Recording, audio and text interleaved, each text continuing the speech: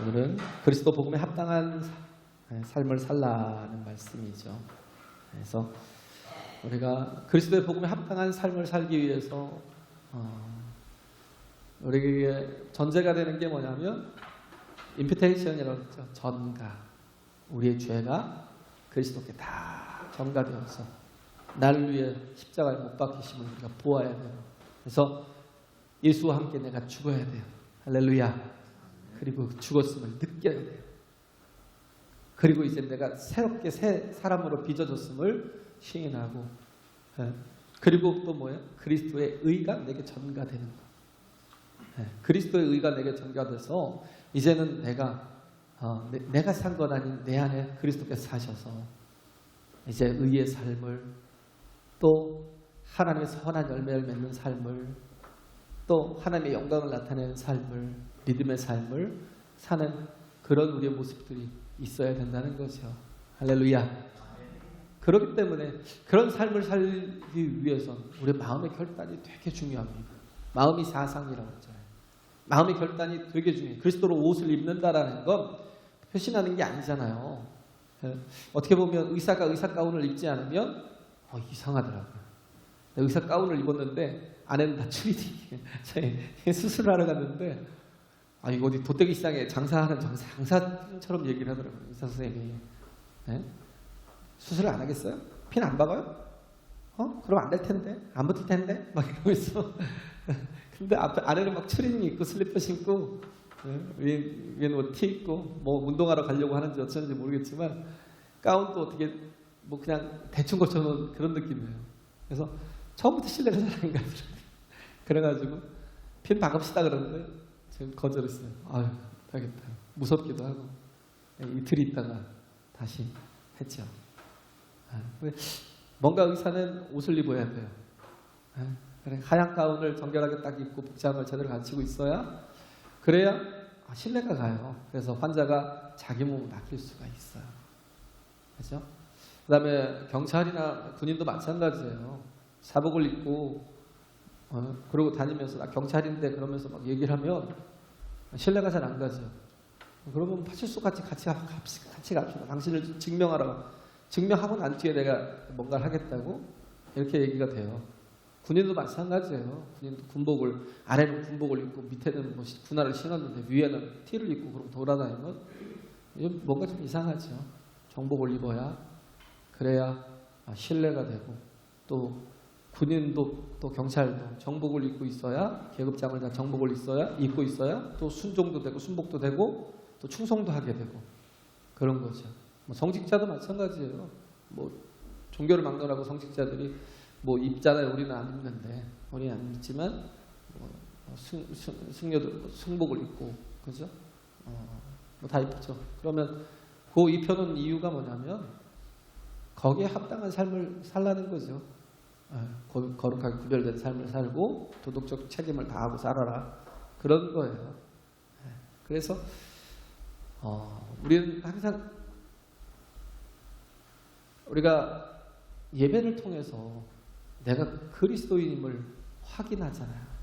내가 하나님의 자녀임을 확인하면 내가 복음으로 말미암아서 구원을 얻었고, 복음으로 말미암아 감히 하나님을 아버지라 부르는 자가 되었고, 그래서 정말 영접하고 그 이름을 믿는 자가 되어서 이제는 하나님의 자녀의 삶을 사는 그런 복된 자가 되었잖아요. 그러면 우리의 삶에서도 우리의 직업이 장사꾼이든, 우리의 직업이 아니면 뭐 노동자든 뭘 하든 우리의 삶에서는 늘 성도라는 그런 옷을 입고 살아야 돼요. 할렐루야. 성도라는 삶을 살아야 돼요. 우리가 세상에서 나를 거룩하게 구별하지 않고, 그잖아요. 그리스도인 된 모습들이 술도 금하고 담배도 금하고, 또 뭐예요? 식사할 때는 기도를 하고, 뭐 믿는 자가 있든지 없든지 내가 하나님 앞에 감사로 기도하고, 그잖아요. 주의를 지키고, 뭔가를 구별된 삶을 살잖아요. 그렇게 하는 이유가 뭐예요? 내가 성도라는 것을 감출 필요가 없으니까. 근데 우리가 세상과 보태고 살면요, 그다음부터는 우리의 모든 신앙이 다 깨져요. 우리가 주의를 제대로 성수하지 못하는 삶을 살면요, 이렇게 팬데믹이 오면 세 가지 재앙이 있다고 그랬잖아요. 하나는 전쟁이 나거나, 하나는 기근이 오거나, 또 하나는 이렇게 전염병이 돌거나. 세 가지 재앙이 올 때 여기서 다 넘어져요. 세상과 여전히 보태고 살면요, 그래서 술 한 잔 마시는 거, 그걸로 우리가 지옥 가는 거 아니에요. 주일 한 번 어긴다고 지옥 가진 않아요. 근데 그게 나로 뭐예요? 타락해요. 나로 계속 자꾸 죄의 삶을 살게 해요. 정말 죄와 함께 막 싸우는 스트러글이 있어야 되는데, 그 싸우는 영적인 싸움이 있어야 되는데, 그 순응함이 살면 그 다음부터는 뭐예요? 싸움이 없어요. 그냥 그래, 교회에서는 그냥 그렇게 성도답게 그냥 보일 거고, 나가면 세상 사람 같이 보이고, 사람들도 이해하겠지. 내가 집사람인데도 뭐 이 정도야 뭐 이해하고 살겠지.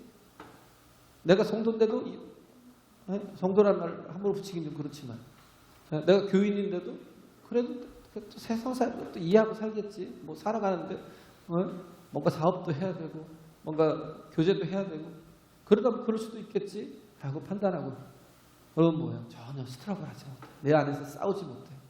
영적인 싸움이 안 돼. 마음이 사상이라고 했잖아요. 내 마음이 원하는 대로 살아가는데, 마음이 참 중요해요. 그리스도로 옷 입는다라는 건 내 마음을 잡는 거예요. 영적인 삶을 사는 거죠. 할렐루야. 영적인 삶을 살기 위해서 내 마음을 붙드는 거예요. 그래서 내 마음을 어떻게 사느냐에 따라서 달라요. 그게 내 사상이고, 그게 또 내 어떤 삶의 어떤 모습들이 되잖아요. 그래서 뭐 우리가 100만 원을 벌어서, 어떤 사람은 책을 굉장히 중요하게 여기는 사람은요, 100만 원을 벌어서 80만 원을 책 사요. 어제도 어떤 목사님 만났다니 그러더라고요. 내가 정말 이 목사님한테 은혜를 받아가지고 책을 목사님 쓰신 책들이 총 얼마예요? 30 얼마라고 하더라고요. 그 돈 다 드릴 테니까 책 다 보내시라. 그죠? 아깝지 않은 거예요. 내가 마음에 무엇을 중요하게 여기고, 무엇을 귀하게 여기고, 무엇을 가치 있게 여기냐에 따라서 물질이 가요. 물질이 간다고요. 그래서 어떤 사람 책을 중요하게 여기는 사람은 100만 원을 벌어서 20만 원을 생활비를 쓰더라도 80만 원을 책을 사야 돼요. 뭐 먹고 사는 걸 더 중요하게, 먹고 즐기는 걸 더 중요하게 여기는 사람은 100만 원을 다 그렇게 쓸 수 있겠죠. 뭐 여행을 중요하게 여기는 사람은 여행 가는데 100만 원을 다 쓸 수도 있고. 굳이 하는 일에, 그렇잖아요. 하나님께서 내게 이렇게 복을 주신 게 얼만데, 내가 영혼들을 같이 먹고 살고 내가 같이 나누겠다라고 굳이 하는 일에 힘쓰는 사람들은 자기의 6할을 7할을 다 같이 나누는데 쓰는 사람도 있어요. 마음이 참 중요하죠. 마음이. 물질이 없어서, 환경이 안 돼서, 여건이 안 돼서, 이건 모든 게 다 틀렸어요. 마음이 있으면요, 그잖아요. 마음이 있으면, 아니, 그 명품 백 하나가 2천만 원이 돼도 사요. 빚을 얻어서라도 사요. 카드 빚을 얻어서라도 갖고 싶으면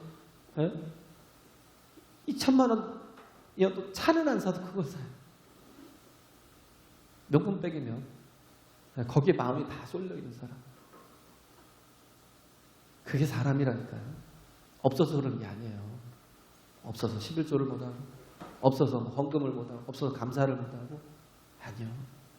마음이 아직 가난한, 아직 하나님이 내게 온전히 채워지지 못한, 하나님이 주인 되지 못한 이 세대가 어떤 세대라고 해요? 거절의 세대예요. 거절의 세대라는 건 자기가 주인된 세대, 자기가 주인된 세대.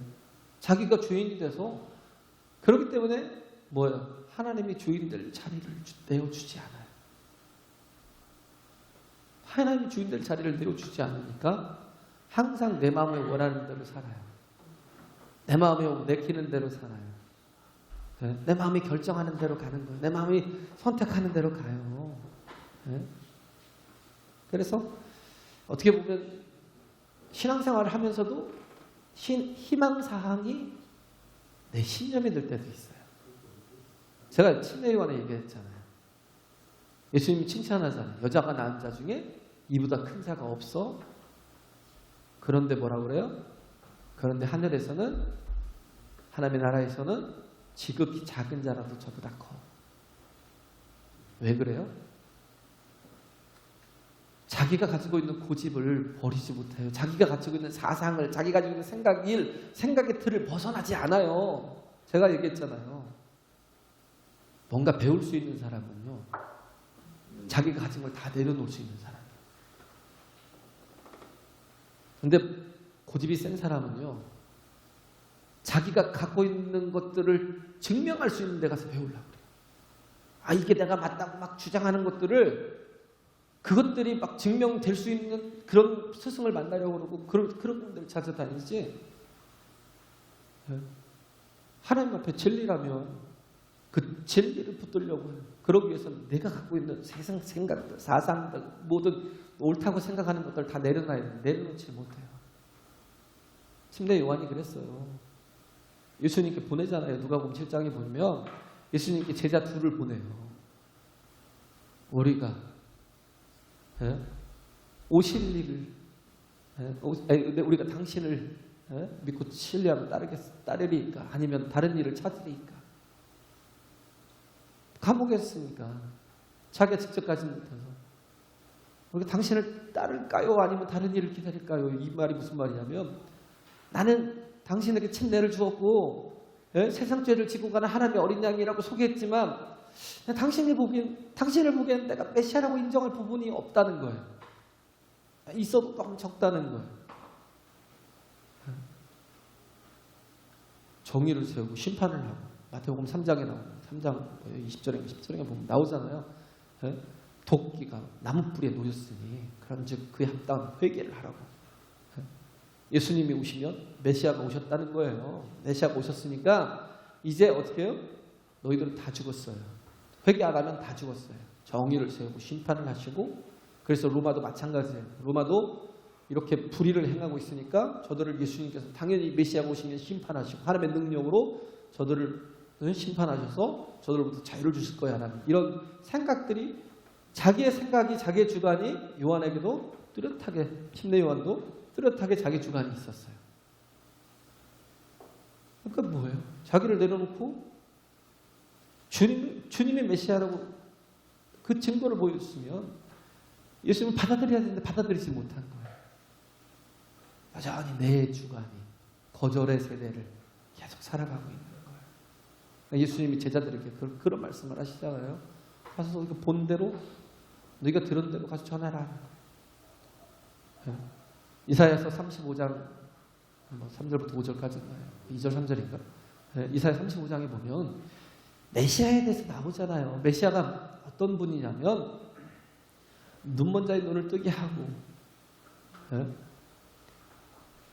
귀 먹은 자의 귀를 듣게 하고, 저런 자의 다리를 깨끗게 하며, 또 제대로 말하지 못하는 벙어리의 입을 열어서 말하라 하게 하는, 이런 능력을 나타내는 자를 보면 그가 메시아임을 알라는 거예요. 그래서 그때 마침 많은 사람들이 예수님께 나와서 고침을 받는데, 눈먼 자가 눈을 뜨고, 귀 먹은 자가 귀가 열리고, 말을 못하는 자에게 말이 열리고, 정말 몸을 사지가 마비돼서 걷지 못하는 자에게, 또 일어나지도 못하는 자에게 예수님께서 온전케 하시고 또 치료하시는, 그런 모든 것들 다 보여주셔야 돼. 네가 본 대로 가서 증거해. 본 대로 가서 전하라는 거예요. 그러면서 주님이 하신 말씀, 그 말씀이에요. 천국에서 지극히 작은 자가, 정말 여자가 나온 자 중에 가장 큰 자가 요한이지만 이 거절했어요. 그래서 나로 인해서 실족지 않는 자가 복이 있다라고 예수님 말씀하십니다. 예수님을 하나님으로 받아들이고 영접하는 자, 할렐루야. 예수님을 하나님으로 받아들이고 하나님으로 영접하는 그런 사람이 복된 사람이에요. 예수님 수도 없이 보여주셨잖아요. 그 사랑을, 그 능력을, 그가 하나님이심을, 그가 진리를 증거할 때 그에게서 나타나는 그 권세와 권위를 다 보여주셨잖아요. 이제는 우리가 해야 될 건 뭐냐면 우리가 예수를 온전히 주로 믿고 받아들이고 영접하는 거. 할렐루야. 우리에게 필요한 게 영접하는 거예요. 영접하는 게 뭐예요? 믿는 거예요. 영접을 못하니까 믿지 못하는 거예요. 영접하는 자, 그 이름을 믿는 자에게. 영접과 믿는 건 동일한 거예요. 내가 받아들이는 거, 수용하는 거, 그 모습 그대로를 정말 하나님의 구원을 왜 우리가 판단해요? 만약 하나님 공의대로 판단하셨다면, 하나님이 공의대로 판단하셨다면 아마 우리는 구원받을 영혼이 한 사람도 없겠죠.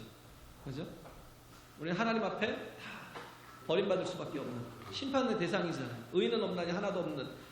죄송합니다.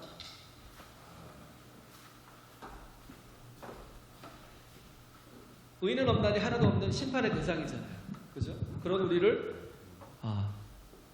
하나님께서 예수 그리스도와 함께 살리시려고 우리 모든 죄를 그에게 전가시키고 그의 의를 우리에게 입혀주셨어요. 할렐루야. 그러면 뭐예요? 이제는 우리가 복음을 통해서 우리가 주님을 만났다면 그냥 계속 내 고집과 내 아집과 내 주장과 내가 정말 자꾸 거절할 건 거절하고 내가 받아들일 건 받아들일 거야 이런 생각이 아니라 온전히 예수를 구주로 받아들이라고요. 할렐루야. 마음에서부터 받아들이는 게 얼마나 중요한데요.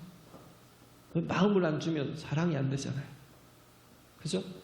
마음을 안 주는데 평생을 결혼하고 같이 살아도 마음을 안 주면 남이에요, 남. 근데 마음을 주면 정말 행복하거든요. 우리는 그래요. 내가 마음을 안 주고 저 사람이 잘못했대요.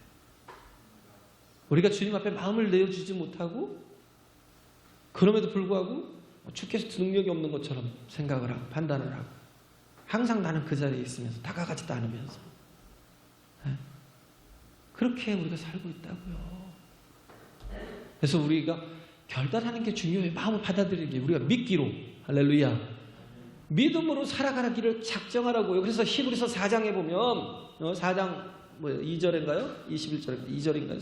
거기에 보면 뭐라고 하냐면 어떤 사람이 말씀을 받아들였다는 거예요. 말씀을 듣고 받아들이는데 근데 이게 자신에게 유익이 되지 못하는 것은 믿음으로 화합지 아니한 까닭이라. 믿음으로 화합하지 않은 까닭이래요. Nothing mixed with faith. 믿음으로 화합하지 못하는. 왜 말씀만 우리가 그냥 가지고 있으면 뭐 하겠어요? 믿음으로 화합한다는 게 뭐예요? 내가 믿는 거예요. 하나님 말씀을. 할렐루야. 내가 하나님의 말씀을 그런가 보다고 믿는 거예요. 그래서 우리는 뭐 결단하는 거죠. 믿음으로 살기로 결단해야 그래야 뭐예요? 믿음의 세계가 열리는 거거든요. 그래서 고린도전서 4장인가요? 5장인가요? 그 4장인가요? 보면 그런 말씀이 있잖아요. 우리는 믿음으로 살고 보이는 것을 살지 않고 믿음으로 산다는 말씀이 있잖아요. We live by faith. 우리는 믿음으로 살고 not by sight. 보는 것으로 살지 않겠다는 거예요. 믿음이 중요해요. 내 안에서 믿음을 두는 게 믿음으로 살고 We live by faith. 믿음으로 살고 not by sight. 보는 것으로 살면 다 두려워요. 보는 것으로 살면 그리스도인다운 삶을 살 수가 없어요. 왜? 많은 핍박이 있으니까. 악마는 프라다를 입는다라는 말. 왜 그런 프라다를 입는다냐면 하는 말이 나오냐면 세밀하게 들어가면 들어갈수록 마귀의 방해와 역사가 막 디테일이 있는 거예요. 디테일이 있는 거예요. 왜? 프라다 같이 명품 같은 경우는 뭐가 틀려요? 디테일이 틀려요.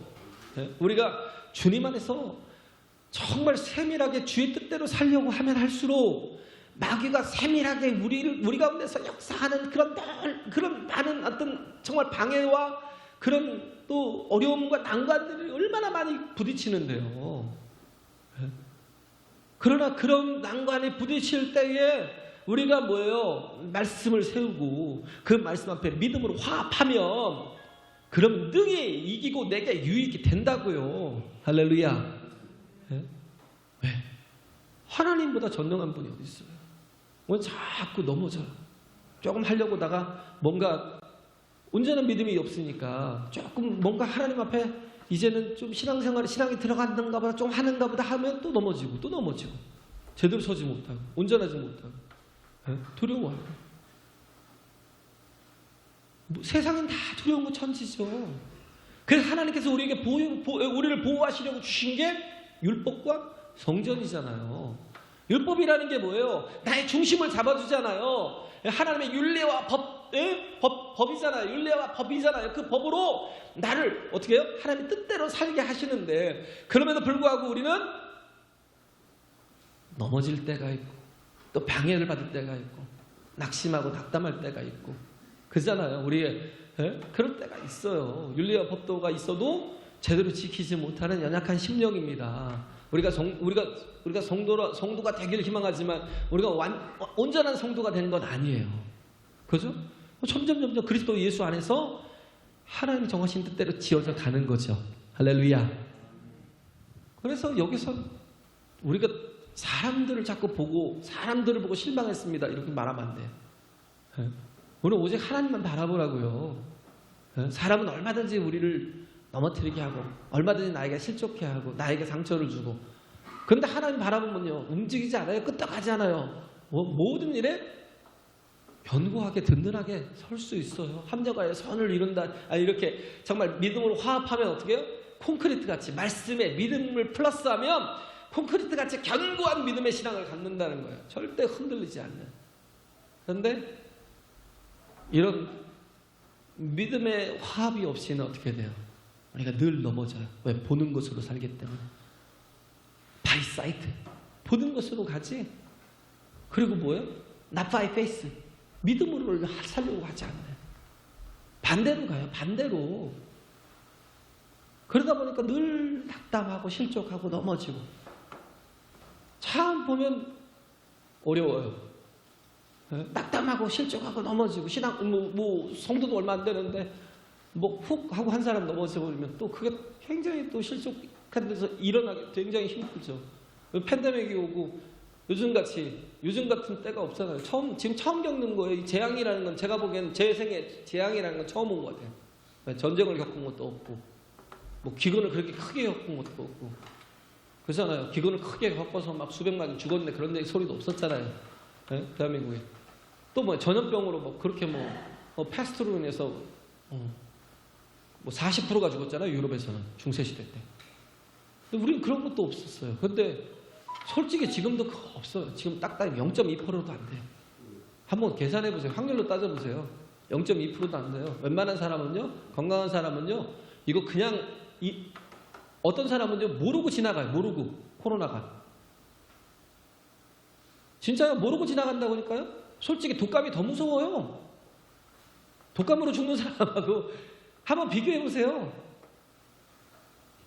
또 미국 같은 데도 좀 다른 성향이 있지만 지금 한국만 놓고 얘기하는 거예요.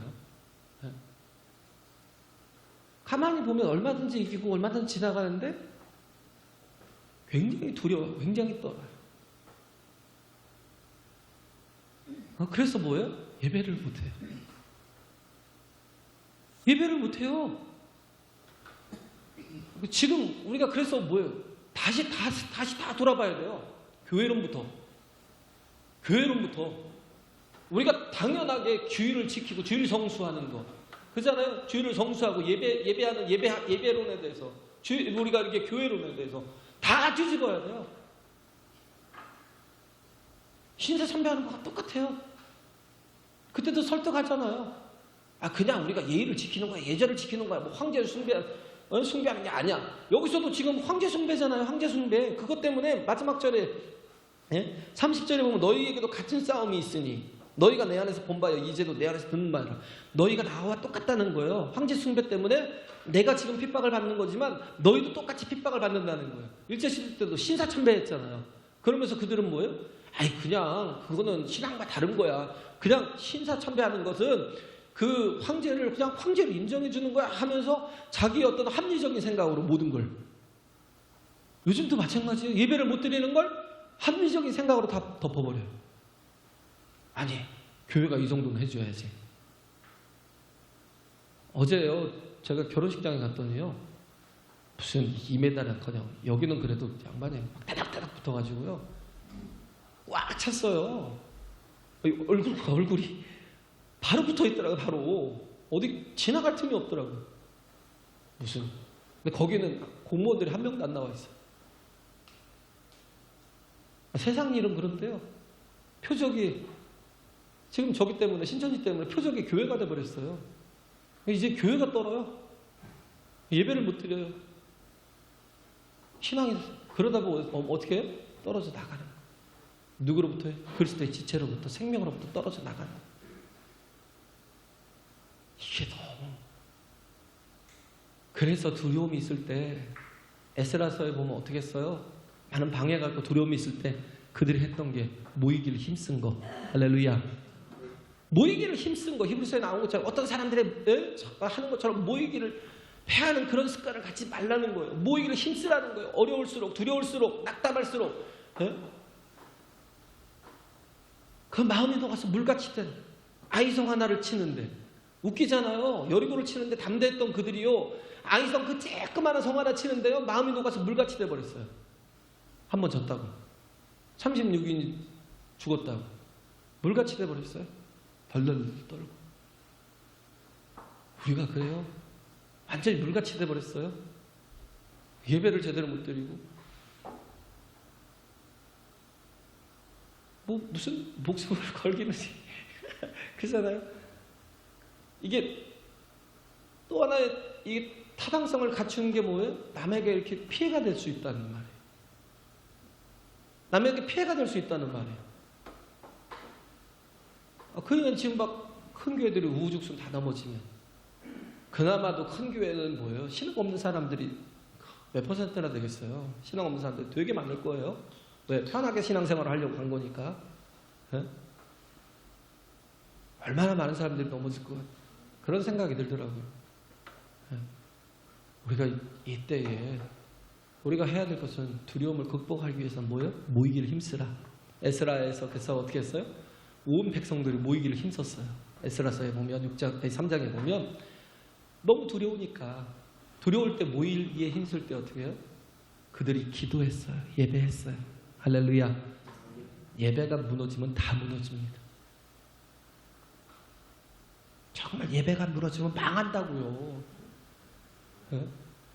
그 영혼이요, 예배가 무너지면 모든 게 다 무너져요. 산산이 무너져요. 가정들 보세요. 신앙 없는 가정들 뭘로 살아요? 다 자기의 쾌락과 향락과 그렇게 살면 어떻게 돼요? 무너져요. 당연히. 깨져요. 당연히. 우리나라가 참 현재가 그래요. 가정만 깨져요. 그냥 모든 그런 게 다 무너져요. 그렇기 때문에 우리가 지켜야 될 게 하나됨을 이루어서 기도하고 예배하는 힘쓰는 거. 할렐루야. 우리가 빛이잖아요. 우리가 세상의 소금이잖아요. 세상을 세우기 위해서 나부터 그리스도에 합당한 삶을 복음에 합당한 삶을 살아야죠. 언제든 말씀의 믿음을 더해서 살아야죠. 황제 숭배가 됐든 무엇이 됐든 어떤 핍박이 있든 이기면 나가서 예배해야죠. 그러니까 서울중앙교회 지난번에 4월달에 거기서 우리 지방에 했잖아요. 목사님 그러시더라고요. 설교하면서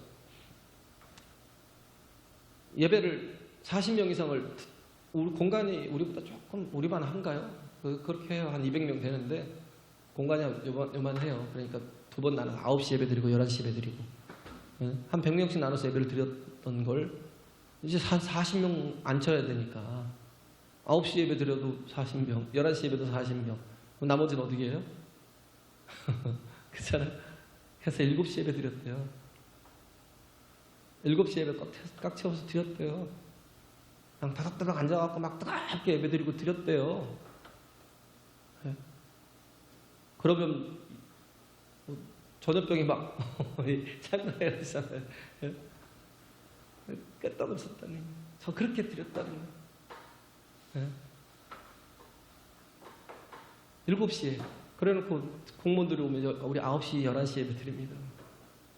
그리고 또 3시에 드리고 또 저녁 또 나눠야 되니까 3시에 드리고 7시에 또 드리고. 네. 그래서 하루에 5번 예배를 드렸대요. 하루 5번